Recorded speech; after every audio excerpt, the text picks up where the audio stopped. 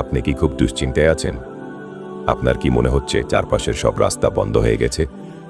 আজ আমি আপনাকে এমন এক কিশোরের গল্প শোনাবো যে আপনার মতো রাতের পর রাত দুশ্চিন্তায় জেগে থাকত, কিন্তু তারপর তার জীবনে এমন এক অলৌকিক ঘটনা ঘটল যা প্রমাণ করে দেয় যে আল্লাহর সাহায্য ঠিক কখন এবং কিভাবে আসে।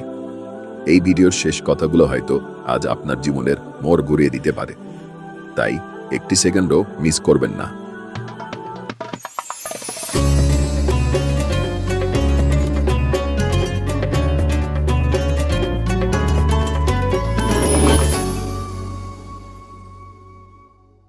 আসসালামু আলাইকুম ওয়া রাহমাতুল্লাহ।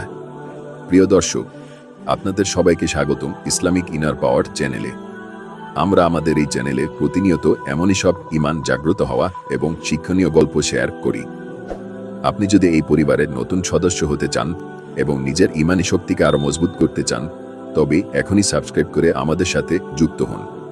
আর যারা ফেসবুক বা অন্য সোশ্যাল মিডিয়া থেকে দেখছেন, তারা ফলো দিয়ে আমাদের এই মহৎ কাজের সঙ্গী হন। সবুজ পাহাড়ে ঘেরা এক শান্ত গ্রাম। সেখানে একটি ছেলে থাকত যার মনটা ছিল খুব নরম আর কাজে ছিল সে খুবই পরিশ্রমী, কিন্তু তার ভেতরে একটা বিশাল রোগ বাসা বেঁধেছিল, আর তা হলো দুশ্চিন্তা। পরিবারের অভাব, অনটন, নিজের ভবিষ্যৎ আর অজানা সব বাধা নিয়ে সে সারাক্ষণ অস্থির থাকত। প্রতি রাতে যখন সবাই গভীর ঘুমে আচ্ছন্ন, এই ছেলেটি তখন বিছানায় শুয়ে ছটফট করত। তার মনে হতো সে একা এক বিশাল পাথরের ভার বয়ে বেড়াচ্ছে। জীবনটা যেন তার কাছে এক অনন্তহীন অন্ধকার সুড়ঙ্গ হয়ে দাঁড়িয়েছিল। একদিন দুশ্চিন্তার ভার যখন শৈবার সীমানা ছাড়িয়ে গেল, সে সিদ্ধান্ত নিল সে মসজিদে যাবে। মসজিদের সেই শান্ত পরিবেশে পা রাখতেই তার মনে হলো এক অদ্ভুত শীতলতা তাকে ছুঁয়ে গেল। সে আল্লাহর সামনে সিজদায় লুটিয়ে পড়ল। তার মনে সব জমানো কষ্ট, ভয় আর হাহাকার চোখের পানির মাধ্যমে আল্লাহর কাছে ঢেলে দিল। সেই মুহূর্তেই তার অন্তরে এক গভীর প্রশান্তি নেমে এলো। সে বুঝতে পারল সে এতকাল একা লড়াই করার চেষ্টা করছিল বলেই এত ক্লান্ত ছিল। সে ভুলে গিয়েছিল যে তার পাশে আর কেউ না থাকলেও মন আল্লাহ তো আছেন। সে সেদিন প্রতিজ্ঞা করল, আজ থেকে সে আর চিন্তা করবে না, সে শুধু আল্লাহর উপর ভরসা করবে। দিন থেকে সপ্তাহ পার হলো। ছেলেটির দুশ্চিন্তা এখন আর নেই, কারণ তার মনে এখন দপ্তরি ঈমান। সে লক্ষ্য করল তার জীবনে ছোট ছোট অলৌকিক পরিবর্তন শুরু হয়েছে। হঠাৎ করেই তার বাবার জন্য একটি কাজের সুযোগ এলো, যা তাদের অভাব অনেকটাই কমিয়ে দিল। প্রতিবেশীরা বিনা কারণে তাদের দিকে সাহায্যের হাত বাড়িয়ে দিতে লাগলো। কঠিন সব সমস্যাগুলো যেন জাদুর মতো সমাধান হতে শুরু করলো। ছেলেটি বুঝতে পারল, যখন বান্দা আল্লাহর উপর ভরসা করে, আল্লাহ তখন তার জন্য আসমানি দরজা খুলে দেন। একদিন মসজিদ থেকে ফেরার পথে সে রাস্তায় একটি মানিব্যাগ পড়ে থাকতে দেখল। খুলে দেখল তাতে অনেক টাকা এবং মালিকের ঠিকানা।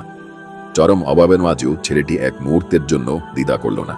সে ব্যক্তির মালিককে খুঁজে বের করে তার হাতে তুলে দিল।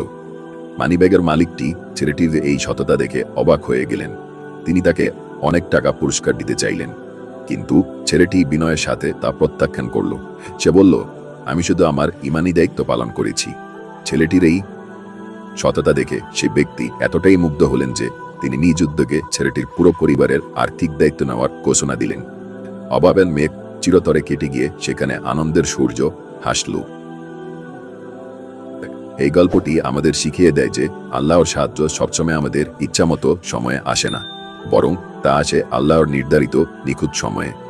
আমরা হয়তো চাই আজ, কিন্তু আল্লাহ জানেন আমাদের জন্য আগামীকালকে সাহায্যটি শ্রেষ্ঠ। তাই পরিস্থিতি যতই কঠিন হোক, কখনো আশা হারাবেন না। মনে রাখবেন, আল্লাহর পরিকল্পনা আমাদের পরিকল্পনার চেয়ে অনেক বেশি সুন্দর ও নিখুঁত। প্রিয় বন্ধুরা, আজকের এই ভিডিওটি আপনার হৃদয়ে যদি এক বিন্দু আশা জাগিয়ে থাকে, তবে কমেন্টে সুবহানাল্লাহ লিখতে ভুলবেন না।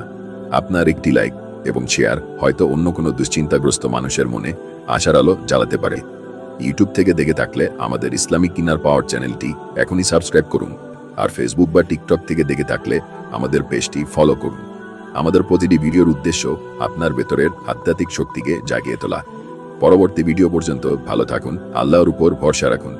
আসসালামু আলাইকুম ওয়া রাহমাতুল্লাহ।